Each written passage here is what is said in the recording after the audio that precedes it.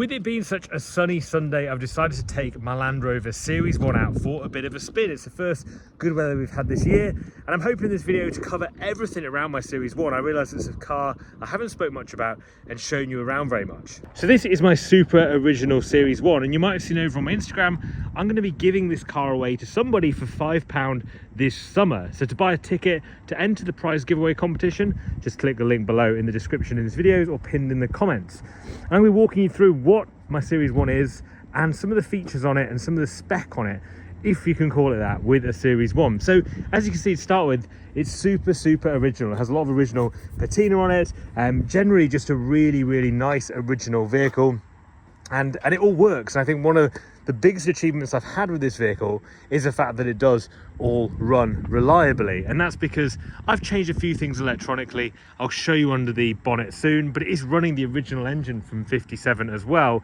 However, it's had a few little electronic upgrades that just mean it's a bit more reliable than it used to be when I first got it, and now I don't feel too worried about bringing it out here and turning the engine off. But I did used to worry about that with this because it didn't always start up as good as I'd hoped it to do.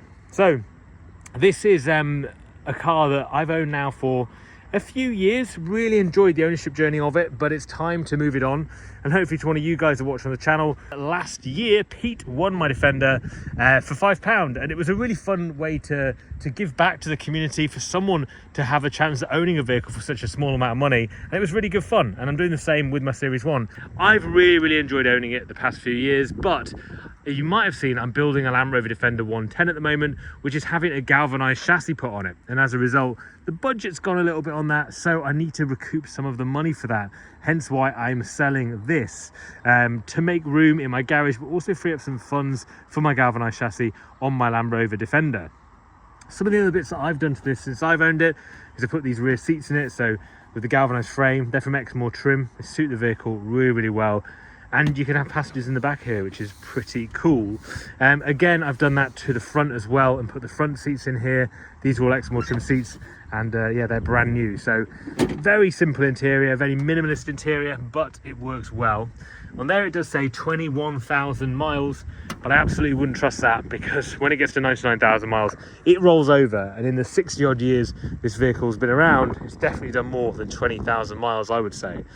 The other thing is I put these tyres and wheels on it, which although aren't, you know, they're not the original kind of rugged military looking Series 1 tyres and wheels as a combo, they run so much better and you can actually drive it much more comfortably. And I quite like the cream, the Land Rover Stone, the colour they are. I think they suit the car really well.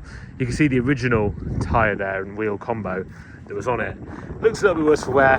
They were kind of perishing and cracking, you can see on the tires. So I changed them to the cream. I think they're Michelin cross terrains, or I can't remember what they're called, cross contacts maybe, but they're good general all-rounders. The other thing that people want to know about any Land Rover, to be honest, is about the chassis. Like, what's the chassis like on one of these? You can see it's really not bad from a chassis point of view for a vehicle that's 60 odd years old. Leaf springs, I oil them occasionally just to keep it running well, but generally, you know, underneath it's actually in very good condition. I had a 2007 Defender that was a lot worse than this. This came originally, I think it was registered in Somerset, came from a farm down in Somerset, and then I bought it from a local classic car dealer at the time a few years ago when I bought it. But let me show you under the bonnet. Let me show you what the small electronic upgrades I've done to it are that have made it that much more reliable. Under here there's a few Fast and the Furious looking wires with these red distributor wires and into the plugs, but that means that the vehicle runs so much better, because what I've done here is change this to an electronic fuel pump. I've also put a new coil in as well, and it's an electronic distributor now rather than the original points gap one. Just means it works much better. You can obviously put them back in if you want to keep it super original, but if you want to drive it, then I would recommend having the electronic ones. But it's pretty cool to have the original engine block in here with all the original badges on. And yeah, it just runs really well now, which is something that I struggled with when I first got my Series 1. The other cool thing about this particular Series 1 is it has the winch on the front. And I can't remember what these kind of winches are called, but they're basically like a ship winch, so they spin round. Let me show you that when it's on and engaged. So, engine's running now. What you can do,